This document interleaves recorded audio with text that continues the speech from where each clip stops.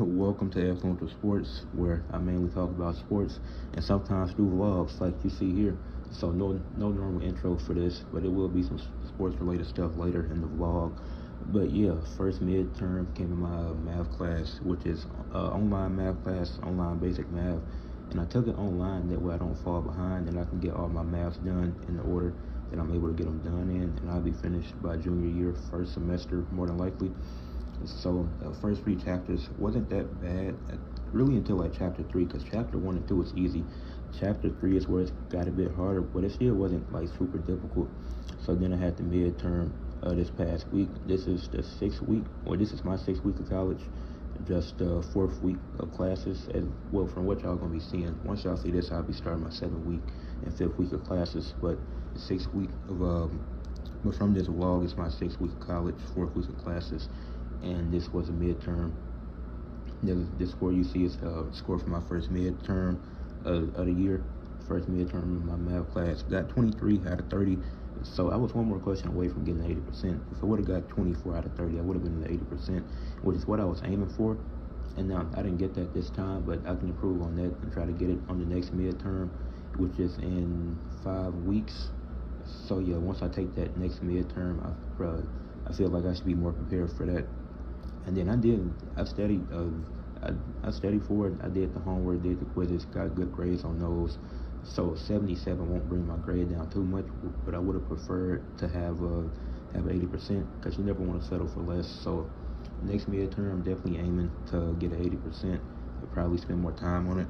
Like, I spent a decent amount of time on this. I'm pretty sure you can see it in the images. I spent 46 minutes on this. Probably could have spent a little longer, but it was some questions. There's a few questions I know I got wrong because I was just stuck on them, so I did write those down. Some and email my professor and set up a meeting so I can talk about those questions and why I got them wrong. And then once the other questions are released to see which ones I got wrong, I figure out what I did and how I can improve on that. But yeah, 77%, not bad. That's not the preferred score that I wanted, but I passed. So obviously would have preferred higher than a 77%, but I still passed. So that's a good thing, I guess. And then here you will see the scratch paper I used in my notebook for this midterm, and a lot of it, like some of it might seem like easy math, but at the end of the day, I had to find the least common multiples, sometimes the greatest common multiples, which is why you will see me skip counting on the paper 7, 14, 21. Like, it's easy to do in your head, but when you got to compare it to other numbers, when it's 5 sevens times 14 over 3, you have to break that down to figure out what's the least common multiple, that's just the easier example, but some of these are hard examples to where I'm trying to think.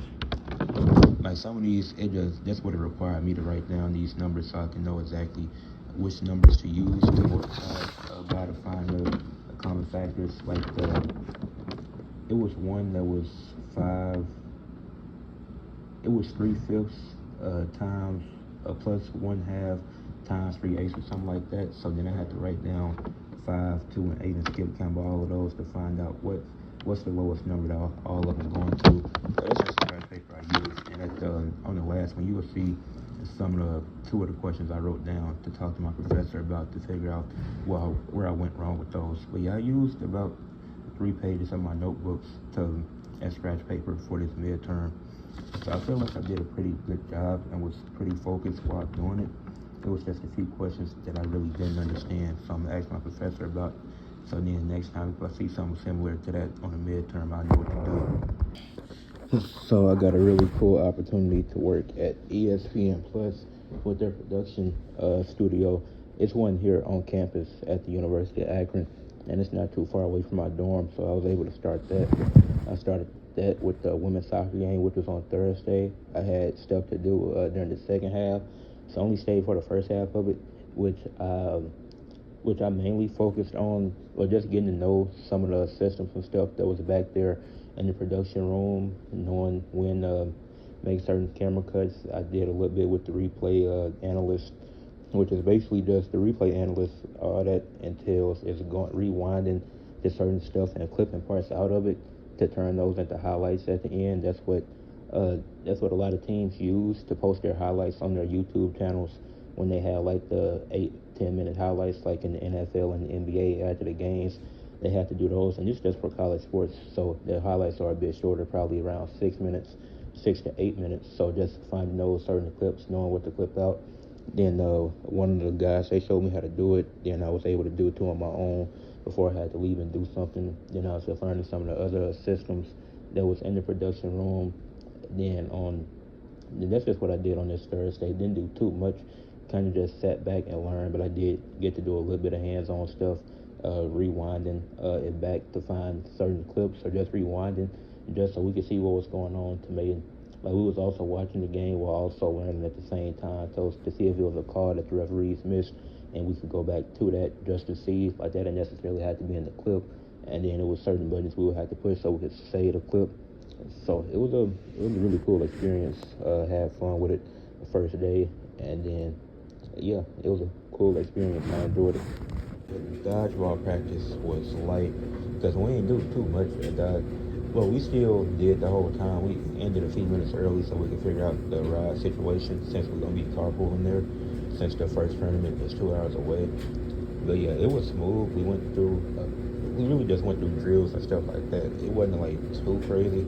It wasn't. This probably the lightest practice we done had since the first one, because the first one was just us playing and getting used to the dodgeball and being able to adjust to certain things. But in this practice, we got into the light and learned some more drills, so we wasn't going super hard. And then towards the end of it, we were more aggressive with how we played, getting ready for the tournament on Saturday, because we didn't want to be doing too much.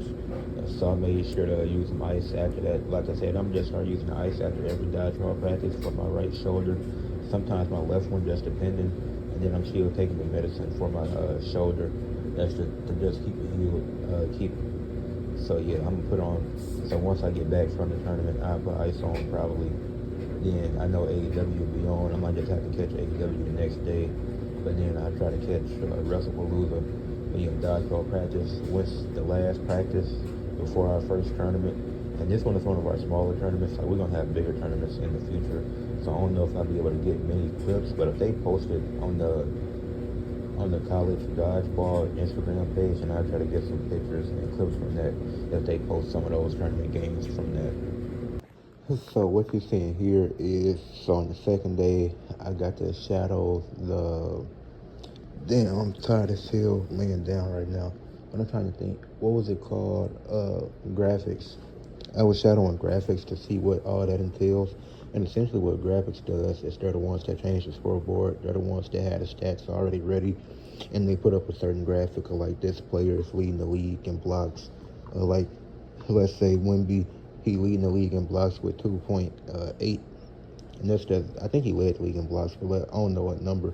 But then once he get a block, you would put up that graphic at a specific time. Like you wouldn't do it like if it's an active play, or if it's like if it's in the first half, then you would put that, and you would pull up that graphic. And then there was other stuff like for the soccer games, it's a clock that you had to watch, and then another clock you had to hit, because you're controlling the clock of the soccer game back there. And so while Chad controlled the clock, I had to make sure that he was that he had the right time. So because he was doing a lot of stuff. So if he forgot to add seconds to the clock or to stop the clock, I let him know, hey, it needs to be more seconds added, or you need to stop it. So I think graphics was the most interesting of what I did so far, because I did 3 things. The first thing I did 2 things on Thursday. One was I was able to shadow one of the guys that I forgot his name, but he was basically like telling the cameraman when to cut to certain spots, when to zoom in, when to zoom out, when to do replays, stuff like that. So that was his job. The other part I got to shadow was the replay analyst, where you would rewind, find clips for the YouTube highlights and post-game highlights, halftime highlights that they would show throughout the game. And then I did both of those on Thursday. Then Friday for the entire soccer game. And it was both soccer games. Thursday was a women's soccer game. Friday was a men's soccer game. And then for the on Friday, what I did, I shadowed the shadow graphics the entire time to see what all that entails. So the only thing I didn't shadow was cameraman, which I don't even know if I want to do cameraman, because I feel like it's a lot that goes into that, and that's the only portion that you can't really shadow. Like that's just self-taught, and you get an hour to practice it before the game starts. So it just depends on what I'm doing. But I am available. But yeah, I think I like being in the back area, in the production studio, seeing all the different roles they have. I think graphics was most interesting because you get to pull up the stats. You have different ways to organize it. But replay analyst, it just depends on the sport because with soccer, it's a lot easier. But it'll probably be more difficult with basketball because there's certain plays that you have to get. But I don't know which one I want to do yet, but I'm going to have that choice soon to pick which one I want to do because all three of them seem interesting. The replay analyst and the graphics seem interesting. Telling the cameraman what to do and stuff like that, telling them when to zoom in, when to zoom out, what the people in the back, what they need to clip, like letting them know if it was a specific play you think should be in the highlights, and then having to cut to certain things. It's like that's probably the most difficult one, and I think that would probably come with more experience. So if I have a chance to do that in the future, I might. But I'm thinking either replay analyst or graphics. Those the two that's most interesting to me at this point. Oh yeah! There you go, Brady!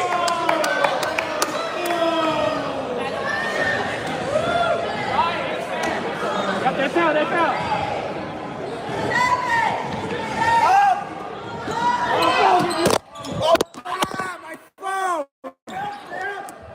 Thank God it wasn't my face this time.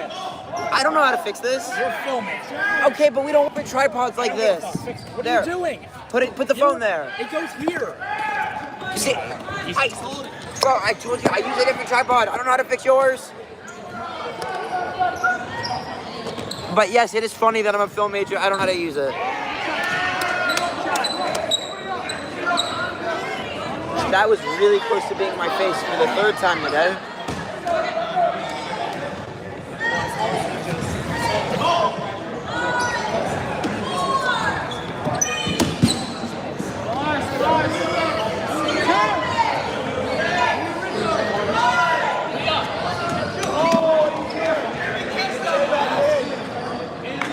Let's go!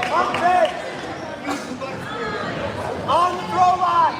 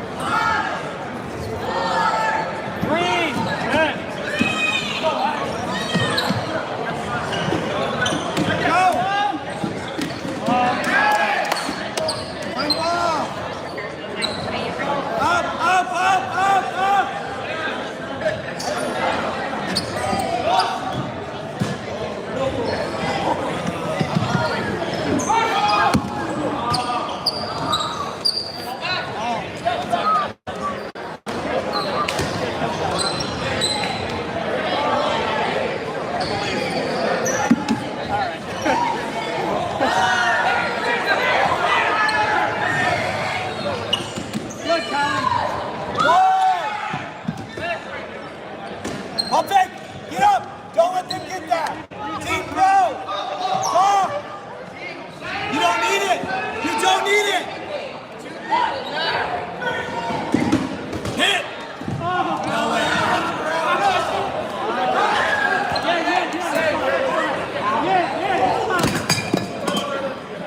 Got a crash out from number 18 over a dropped catch.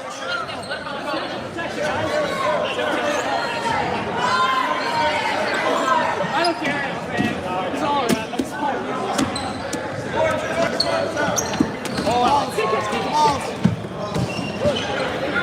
Here, ball here, ball here, ball here, ball here. Jackson, we have to play these guys?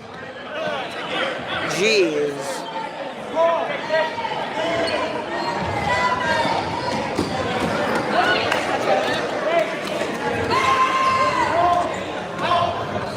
Fight it. Fight for it. Fight for it. Hey, remember your last. Oh, good kill. Nice. Oh my god. Oh my god. How are you dodging me? What the fuck? What? No, he's out. He's out. The ball is an extension of the body, and he hit him with the ball. That means he hit him. When he tried to do it but couldn't, he slapped him with the ball. What's injured here?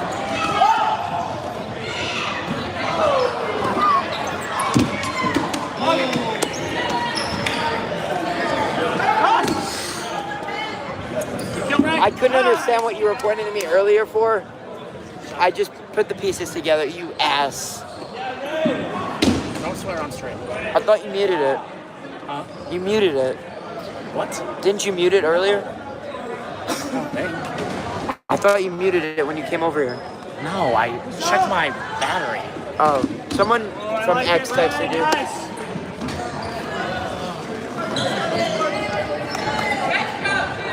Why is it your phone streaming anyway? Go to your left. You did?